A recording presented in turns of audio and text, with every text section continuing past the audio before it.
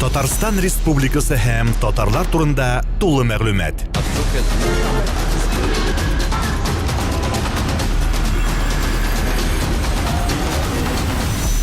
Татар информ мәгълүмат агентлыгы. Масур Аязович, татар театрының күптән килгән тарихы бар. Сез менә ничек бәялисез бүгенге татар театрын? Аның нинди казанышларын сез атап әйтер идегез? Бүтән халыкларны белән чагыштырганда мәсәлән, һәм нәрсә җитеп бетте, шуларын әйтеп китсәгез иде. Минемчә, безнең милли театр ул безнең тормышыбызда бик күп нәрсәләрне тасвирлый һәм бик күп нәрсәләрне аңлата. Беренчедән аңларга кирәк бит, без ислам динендә торган милләт.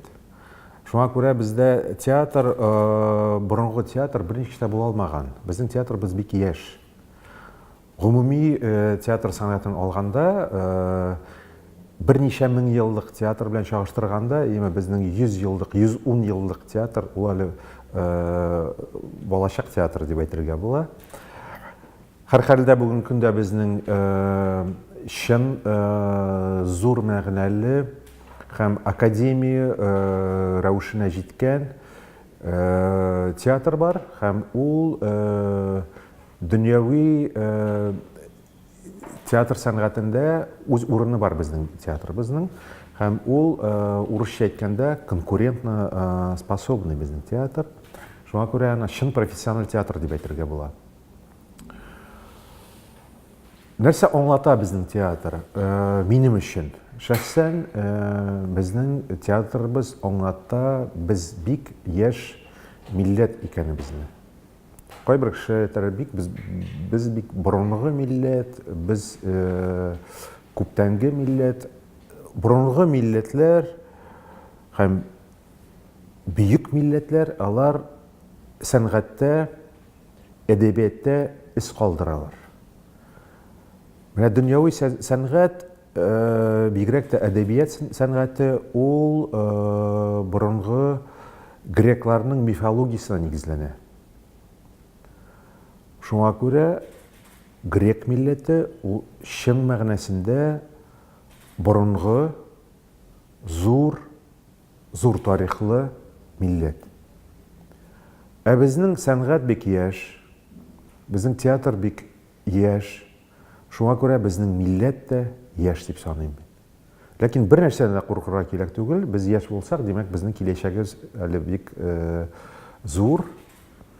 Без әле аякка гына басып киләбез һәр сәнгать өлкәсендә.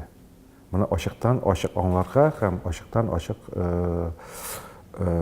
күрсәтергә кирәк. Театрның роле бүгенге көндә шул кадәр зур. Мин әйтерим, безнең театр ул бүгенге театр гына түгел.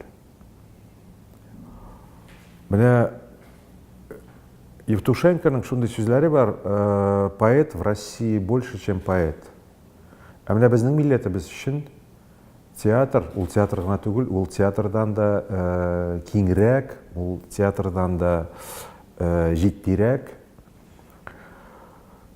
Хәзер аңлатырга тырышырмын бу фикерне. Менә минем дусларым бар, минем яшьтәшләрем.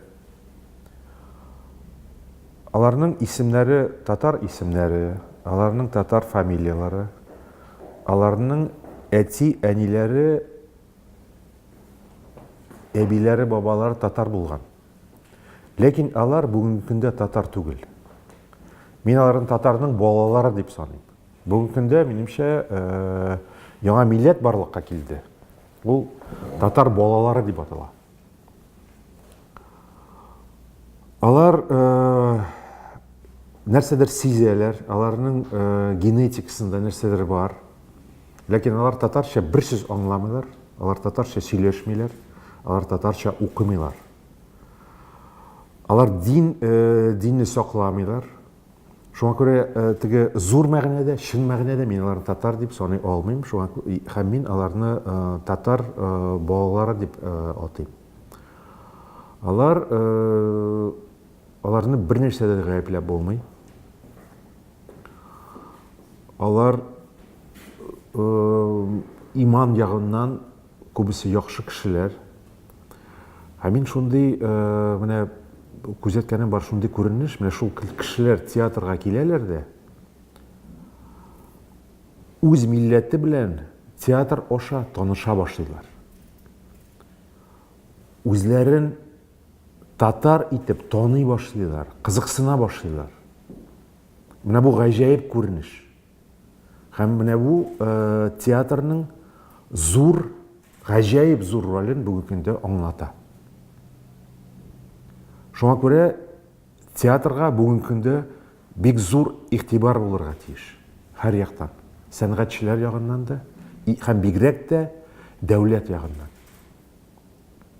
Шуңа күрә мин бүгенге көндә нык шатланам, безнең театр залларыбыз тулы. Театр саны арта. Менә соңгы 20 елда барлыкка килде бит инде Казанда гына 2 театр һәм менә берничә театр тагын республикада. Театр саны арта һәм ул артырга тиеш.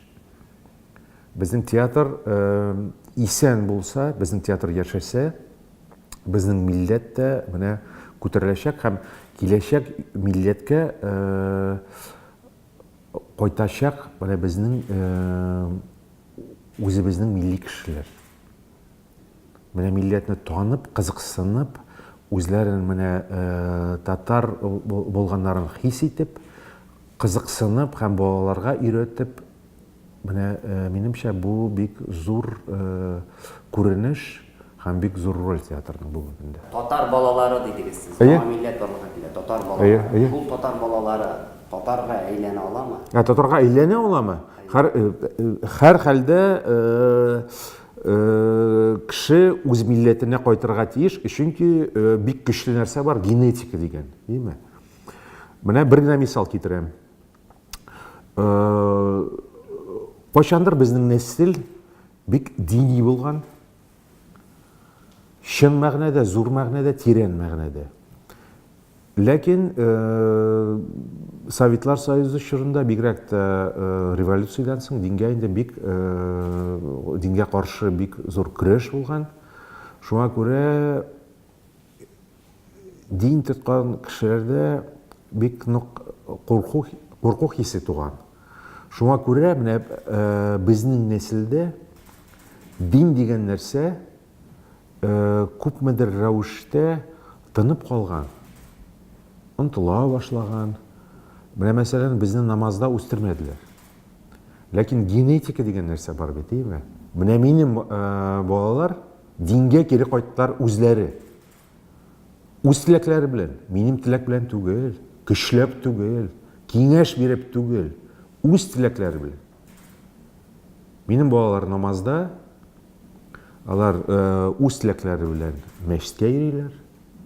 Мин намазда түгел, мин мәчеткә йөрмим. Алар менә әлбәттә инде алар телне дә беләләр, әдәбиятны да, сәнгатьне дә. Һәм шул ук вакытта алар минем балалар дини кешеләр, Аллаһка шөкер. Менә милләткә кайту да шулай менә минемчә генетика аша. Генетический код дигән нәрсә бар. Бүтән нәрсә ул без бит мәсәлән теге кайбер ямсыз күренешләрне теге генетик ничектер менә кабул итә алмыйбыз. Безнең театр мәсәлән теге ичкечелекне, теге мәгънәсез күренешләрне, ямсызлекне кабул итә алмый. Безнең ул генетикада. Урыс театрында бит инде теге аракы эчү ул шул кадәр теге ни күренеш.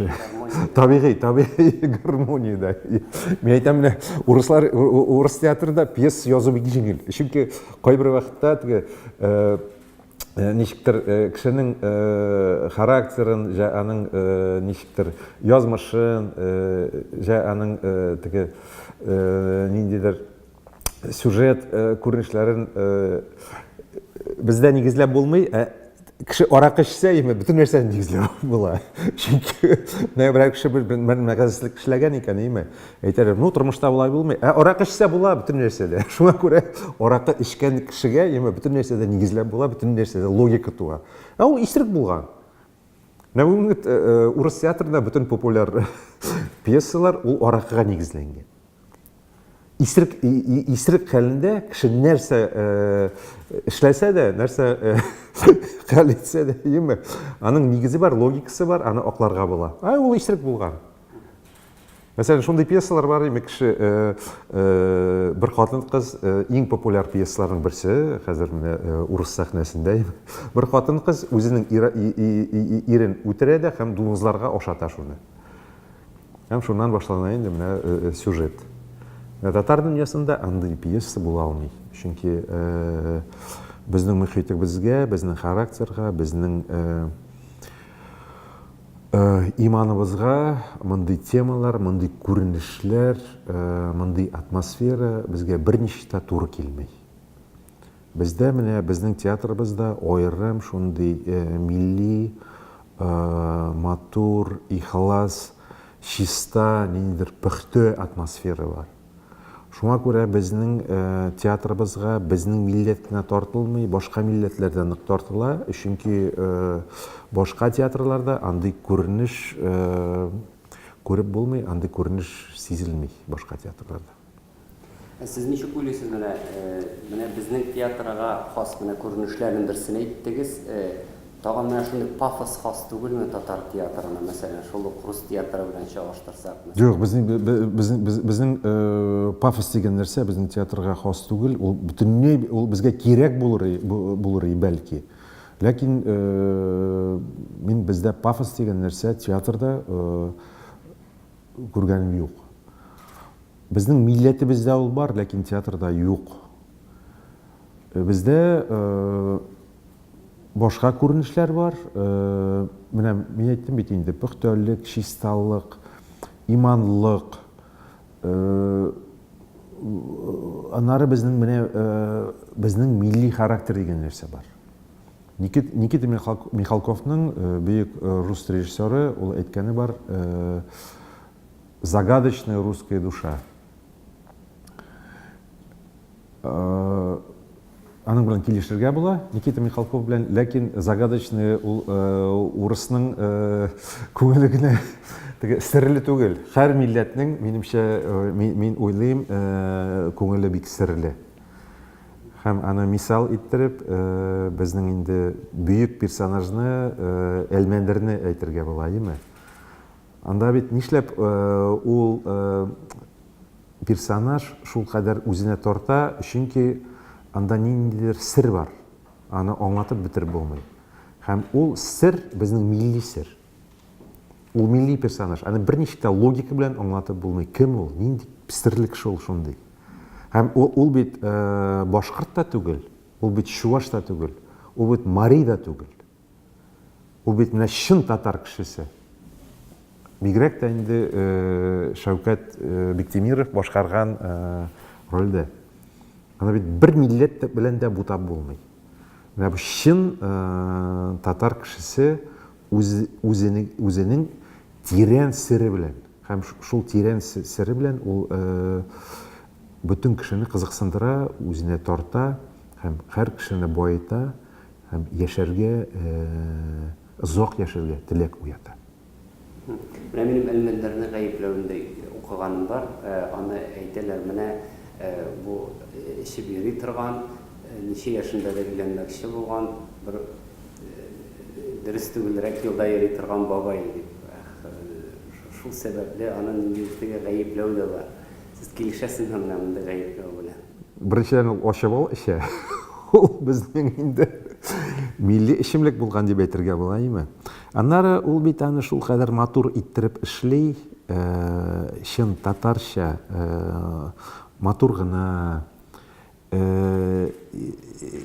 күп эчмичә, исермичә, бернинди ямсызлеккә тартылмыйча. Аннары кызлар артыннан йөрү, ул бит, аны бит инде табигатьнең иң зур инстинкты. Кеше, ир кеше яшь кызларга күз сала икән, име, димәк, ир кеше исән. Анда бит бернинди бозыклык юк. Шуңа күрә монда Әлмәндәрне гаепләү минемчә дөрес түгел. Аннары шуны аңларга кирәк, менә 80-нче елларда Марсель Сәлимҗановка каршы шундый фикерләр ишетелгән, имеш, Марсель Сәлимҗанов ишаннарны дөрес күрсәтми, алар андый булмаган, безнең милләт андый түгел, безнең милләттә эчкечелек тә булмаган, бозыклык та булмаган. Шул кадәр каршы фикерләр күп ишетелде. Ул пресс-конференция кебек булган Академия театрында. Марсель Сәлимҗанов сәхнәгә чыкты да әйтте: "Без бит милләт, без бит тере милләт. Тере милләттә бөтен нәрсә булырга тиеш. Бездә һәм ул бездә булган да. Бездә эчкечелек тә булган, бездә наркотиклар да булган, бездә фәхишәлек тә булган. Без чын тере милләт икән, бездә бөтен нәрсә булырга тиеш. Без бит тере кешеләр, тере милләт." Менә бу Марсель Сәлимҗановның сүзләре. Мин шул сүзләр белән килешәм. Бөтен күренешләр бар безнең милләттә, бүгенге көндә дә. Без теге әллә нинди теге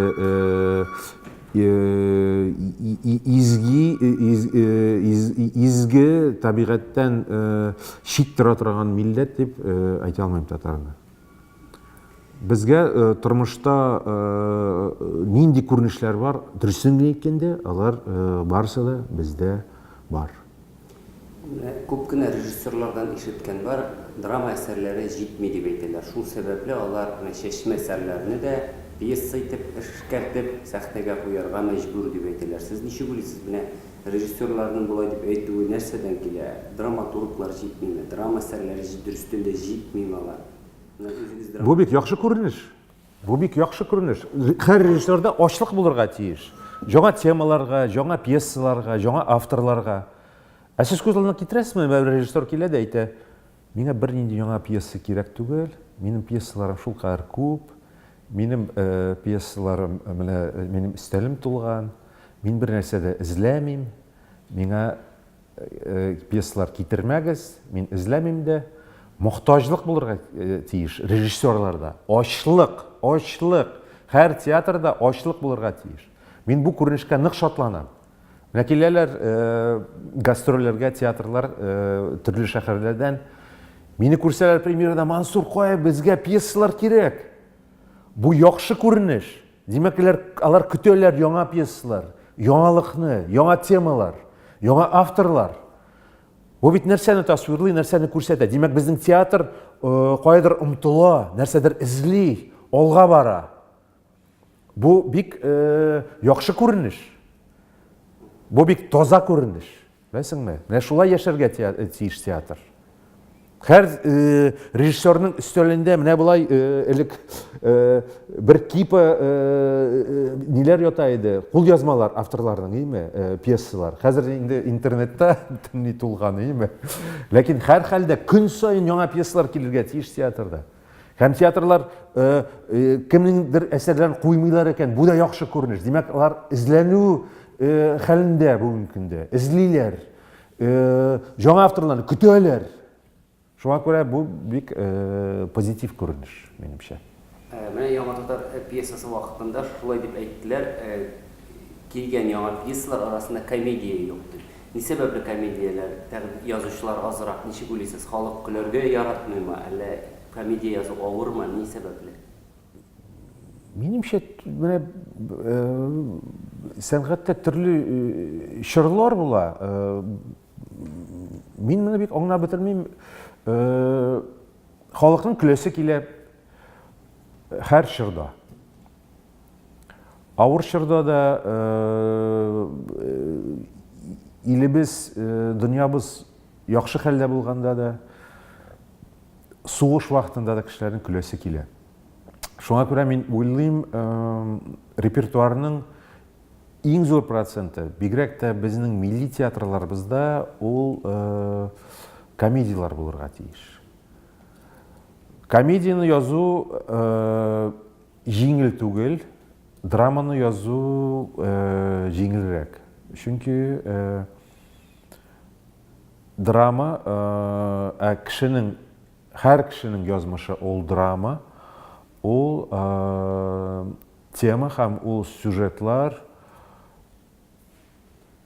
ул халыкка да, авторларга да якынрак. Шуңа күрә драматургларга драма әсәрләрен язу жеңілрәк.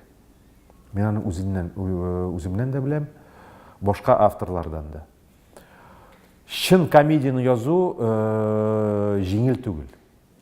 Жеңіл түгел, бу бик авыр жанр, ничек кешене күлдерергә. Һәм һәр чорда безнең театрыбызда комедияларга мохтаҗлык булачак. Ләкин авторлар язалар, ул иң безнең тамашачы тарафыннан иң көтелгән жанр. Комедия иң яхшы бара торган жанр. Бигрәк тә безнең милли жанрыбыз ул музыкаль комедия. Безнең беренче көннән үк татар театрының беренче көннән үк килгән жанр ул музыкаль комедия. Шуңа күрә ул жанрның минемчә төрле чорлар булыр. Кайчандыр килер шундый чор, сез миңа шундый сорау бирерсез. Нишләп бүгенге көндә менә музыкаль комедиялар гына язалар, нишләп трагедиялар юк, нишләп драмалар юк. Иншалла шундый чорлар да булыр дип уйлыйм мин.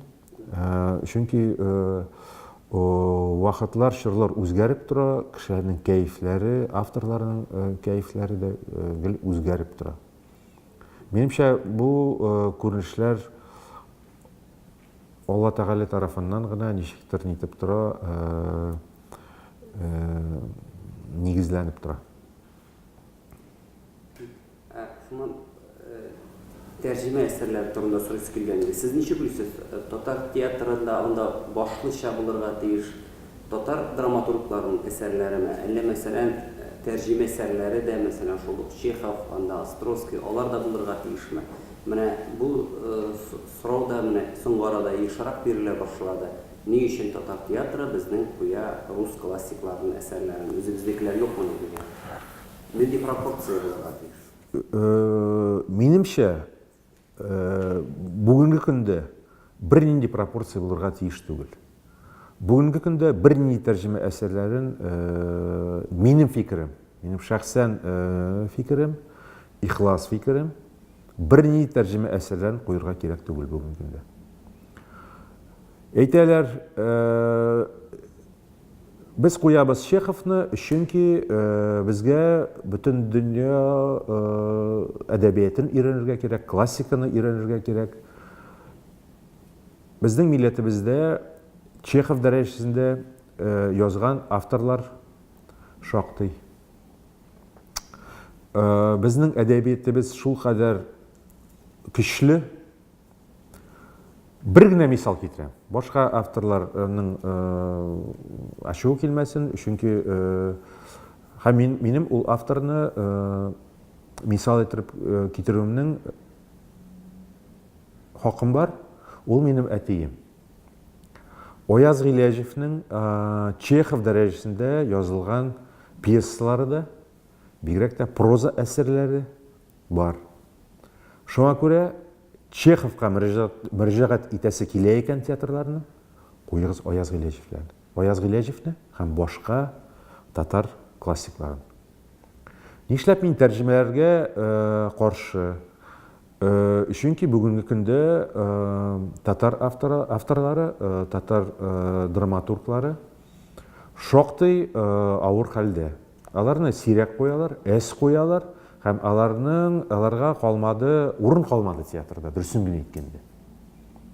Ничек һәм менә театрлар тәрҗемә әсәрләрен куялар да, әйтәләр бездә менә милли пьесаларыбыз юк. Алар ничек барлыкка килсеннәр, ул милли татар пьесалары, татар авторлары куелмаса. Шуңа күрә аларга урын ачарга кирәк, аларга мөмкинлек бирергә кирәк, аларга сәхнәне ачарга кирәк, сәхнәне бирергә кирәк татар авторларына бүгенге көндә. Татар авторларының дәрәҗәсен күтәрергә кирәк. Чөнки дәрәҗә булган өлкәгә генә, дәрәҗә булган һөнәргә генә яшьләр килә. Безнең драматургның дәрәҗәсе булмаса, дөньяда һәм дәүләттә һәм халыкта ничек инде яшь авторлар килсен драматургия өлкәсенә, сәнгать өлкәсенә. Менә мисал иттереп сөйлисем килә име. Советлар Союзы чорында бүтән һөнәрләр арасында иң абруйлы, иң дәрәҗәле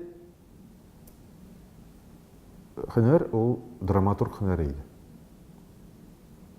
Шуңа күрә драматургларның саны шулкадәр зур иде. Бүтән кеше пьеса яза иде. Менә башка мисал китерим. Нишләп иң яхшы киносценарийлар Голливуд дигән шәһәрдә, Голливуд дигән нидә инде урында языла. Чөнки анда бүтән кеше пьеса яза. Анда шундый хыял бар халык арасында. Мин һәрбер сценарий язам да, $1 миллион акча алам шул сценарий өчен, һәм дәрәҗәле авторга әвереләм. Бүтән халык шул хыял белән яши. Анда бүтән кеше пьеса сценарий яза. Һәм менә бездә дә шундый хәл булырга тиеш. Бүтән кеше пьеса язарга тиеш. Ә бүтән кеше пьеса язсын өчен драматургның дәрәҗәсе бик зур булырга тиеш. Менә бу бүгенге көндә бик зур проблема. Шуңа күрә менә синең сорауга җавап бирәм. Минемчә мин тәрҗемәләрнең дә түгел, бүтән безнең менә классик әсәрләрне дә бүгенге көндә туктатып торыр идем. Бүгенге көндә исән яза торган авторларның пьесаларын куярга кирәк. Менә мәсәлән, без 5 ел дәвамында безнең 15 профессиональ театрыбыз бар, име? Бүтән театр, бүтән татар театрлары безнең бүгенге көндә исән булган һәм пьесалар яза торган авторларны куйса, бездә ренессанс башланыр иде. Ренессанс дигән нәрсә. Шундый нык үсеш. Бу гаҗәеп күренеш булыр иде. Башка милләтләрдә безне куя башларлар иде. Бүтән урыс театры тулыр иде татар пьесалары белән. Мин ихластан әйтәм. Мин ышанам. Иманым камил. Бүгенге менә драматург ничек яши? Менә сез теге ниндидер әйтә аласыз микән, мәсәлән, ниндидер теге билгеле булмаган белән, менә күпме гонорар ала, мәсәлән? Юк, бернинди гонорар юк. Бернинди гонорарсыз яшибез без. Хәзер авторларга акча түләнми дип әйтергә була. Ул инде теге хәерче тормышына алып барырлык гонорар түләнә авторларга. Шуңа күрә яшьләр драматургиягә килми. Бу бүген көндә драматургия өлкәсендә иң зур проблема. Драматургларның матди хәле. Һәм бу мәсьәлә хәл ителмәсә, безнең әллә ни теге мин зур өмет белән карамас идем безнең драматургиянең киләчәгенә. Аннары үзегез күрәсез бит, яшь драматургларның әллә ни саны да аз. Аннары Илгиз Заниевтан башка исемнәр әллә ни күренми бит драматургия өлкәсендә.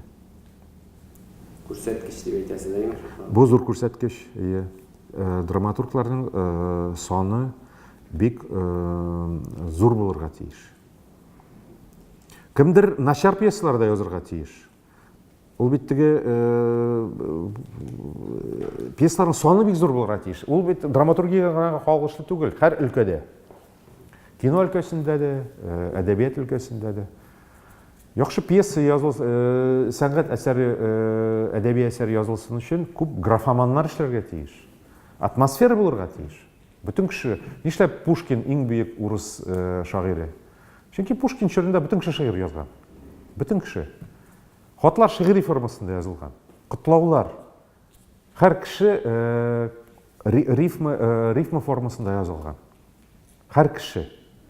Шуңа күрә тел байлыгы булган. Рифма байлыгы булган. Шуңа күрә шул атмосфера нигезендә бөек урыс шагыйре Пушкин туган. Бүгенге көндә Пушкинның тууы мөмкин булмас иде. Чөнки шигърият почетта түгел. Тукай туларга мөмкинме? Бүгінгі күнде Тукайда тұрға мүмкін түгел. Чөнки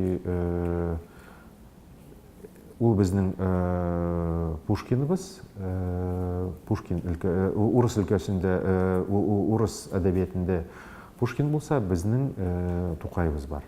Нәкъ шулай. Тукайда шундый чорда яшәгән, шундый чорда туган. Әдәбият, сәнгать, шигърият зур пачутта булган, мохтаҗлык булган һәм Тукайны милләт көтеп алган, аның фикерләрен, аның яңа формаларын. Шуңа күрә бүгенге көндә мохтаҗлык булырга тиеш. Яңа авторларга, халык тарафыннан да түгел, дәүләт тарафыннан. Моны безнең түрәләргә нык аңларга кирәк минемчә. Тукай шунда бит Тукайга дәүләт тарафыннан ниндидер теге ярдәм күрсәтелгән дип әйтеп булмый, бүгенге чакта. Минемчә, Тукай бик начар яшәмәгән дип уйлыйм. Һәр хәлдә аның китаплары чыгарылган, һәм халык аны таныган, халык аны күргән, һәм халыкка Тукайның үз юлы булган. Шул юлны табырга кирәк. Аны барлыкка китерергә кирәк. Шушыны дәвам итсәк, мәсәлән, бүгенге заманда Галиәскәр Камал туа аламы? Без бит инде татар драматургиясенең классик. Тукай туа алмый.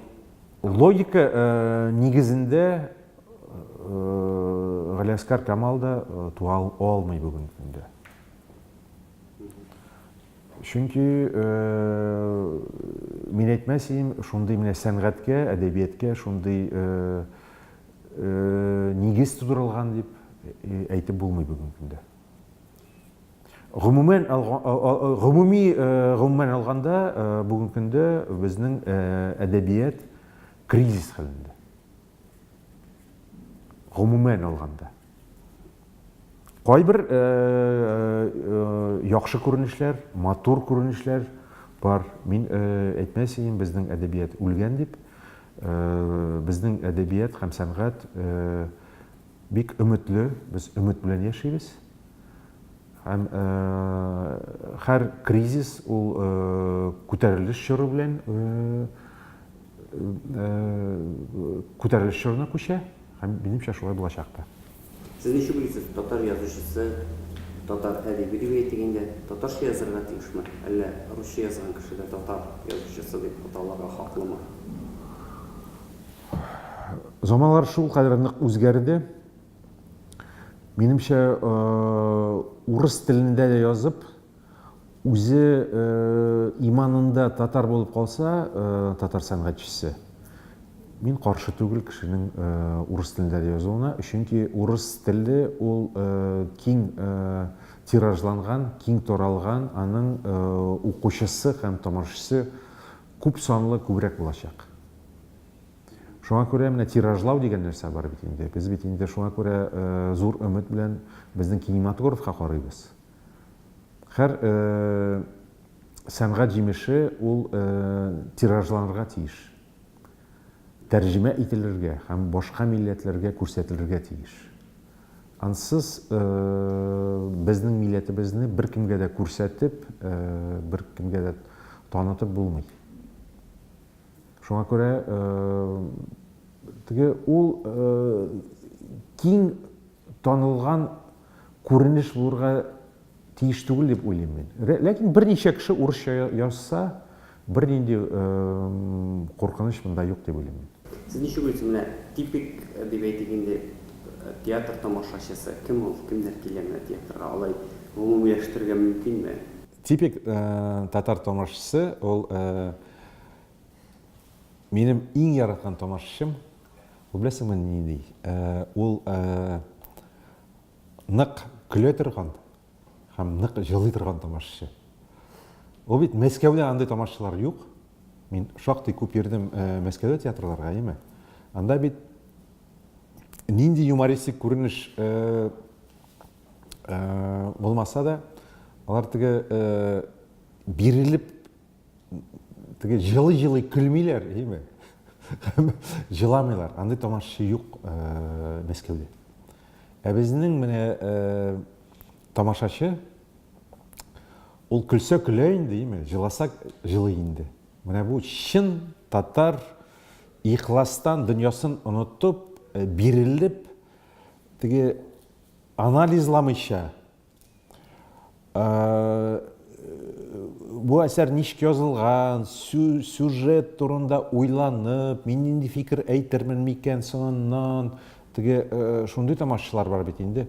Дүниясын ұнытып, өзі сәхнеге кіріп кеткен кебек, бұл дүнияға беріліп, иқластан қарай тұрған тамашашы, меніңше бұл біздің милли тамашашыбыз.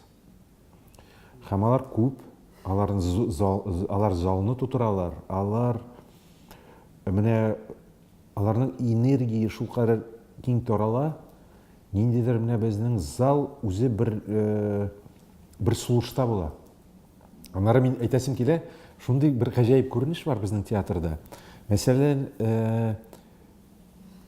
ноябрь айында, декабрь айында теге көннәр салкын, җипшек көннәр шундый була бит инде. Кешеләр күп авырыйлар, кемдер җиткерә, кемдер җүтәлли.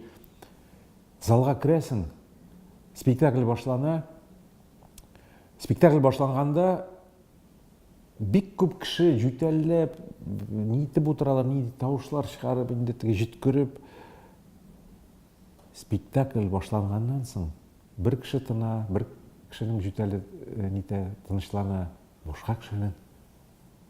Аннары зал шул карынык тына, бүтән кешеләр теге тазаланган кебек, беркем дә авырмый. Менә бу гаҗәеп күренеш. Мен белмим, башка милләтләрдә бармы икән? Теге театр кешеләрне давалаган кебек. Кешеләр беркем авырмый, бүтән кеше таза. Менә безнең милли тамашачы ул таза тамашачы. Менә театр культурасына килсәк, менә сезгә үзегезгә менә бәлки ошамаган күренешләр бармы үзегезгә? Миңа ошамаган күренеш театрда ул примитивлык. Примитив персонажлар, мәгънәсез персонажлар, фикерсез персонажлар, дилетант персонажлар, дилетант артистлар, дилетант ул белеме булмаган, профессиональ булмаган кешеләр сәхнәгә чыга икән, ул мин андый күренешләрне кабул итә алмыйм. Чөнки үзешчәннәр дә кайбер вакытны алар ихластан уйлыйлар, аларны примитив дип әйтеп булмый. Кеше сәхнәгә чыга икән, димәк, аның күңелендә нәрсәдер булырга тиеш, башка кешеләр белән аралашырлык. Кайбер кеше чыга сәхнәгә, аның күңелендә бер нәрсә дә юк. Ул шул примитив, андый спектакльләрне минем карыйсым да килмәй. Менә шул нәрсәгә генә мин каршы торам. Кеше әзерләнергә тиеш сәхнәгә чыгып алдыннан.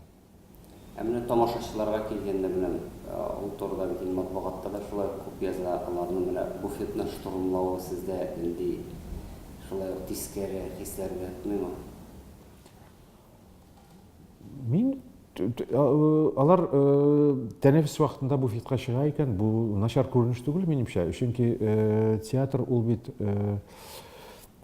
безнең милләтебез өчен ул бәйрәми күренеш дип әйтәм, әйме? Кеше бит театрга бәйрәмгә килгән кебек килә.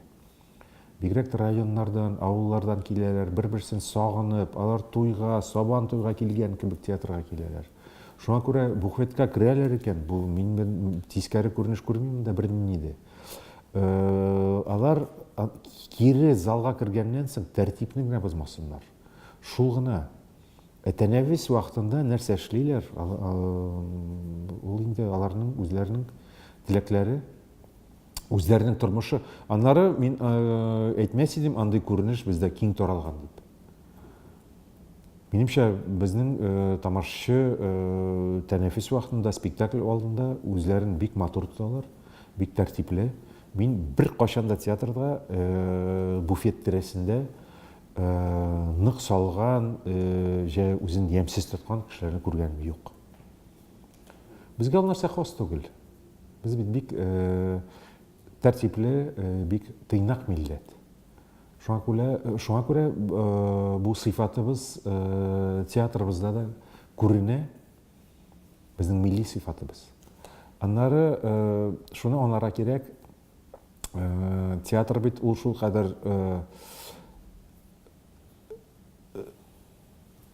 кадәр зур, ниндидер серле атмосфера. Шуңа күрә кеше ничектер теге гади тамашачы ул югалып кала. Шуңа күрә театр үзе кешене тәрбияли. Ничек үзен тотарга, ничек йөрергә, ничек сөйләшергә. Беркем дә бит театрда теге кычкырып, теге ямсыз сүзләр әйтеп сөйләшми. Бүтән кеше үзен матур тота. Сез ничек уйлыйсыз, менә безнең театрга нәрсә җитми, татар театрының менә киләчәге ничек күрәсез?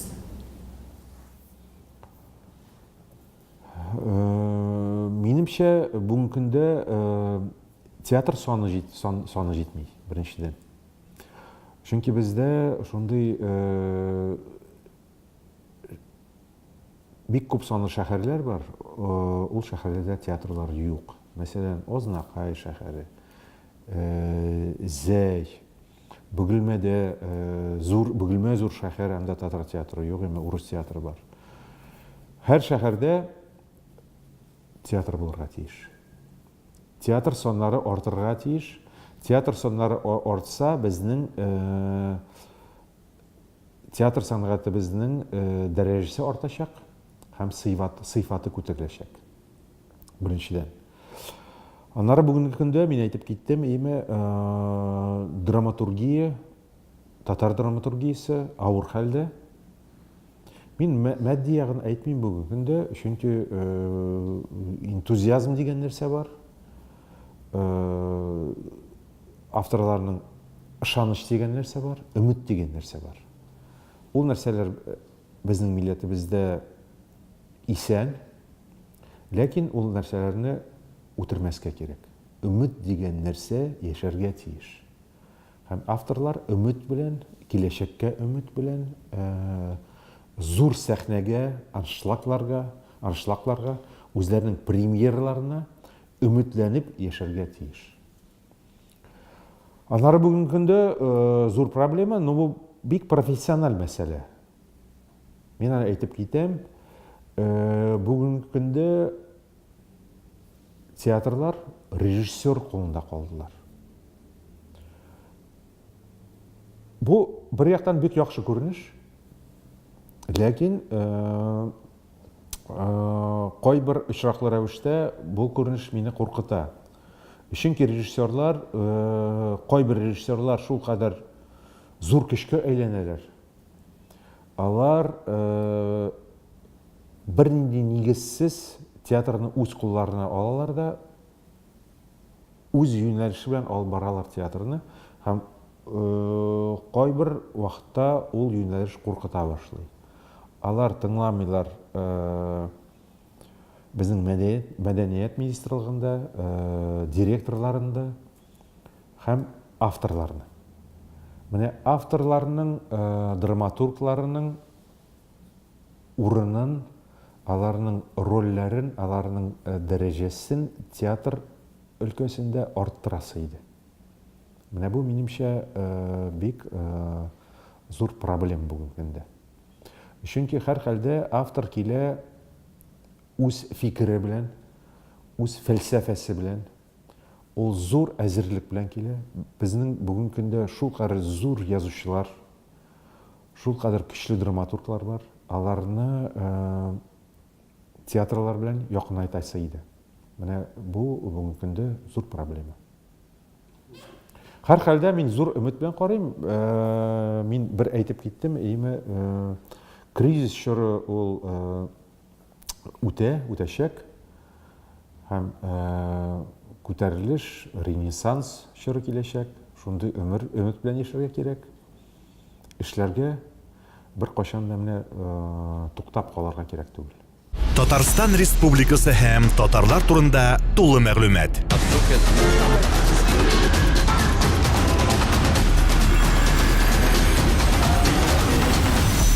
Татар информ мәгълүмат агентлыгы.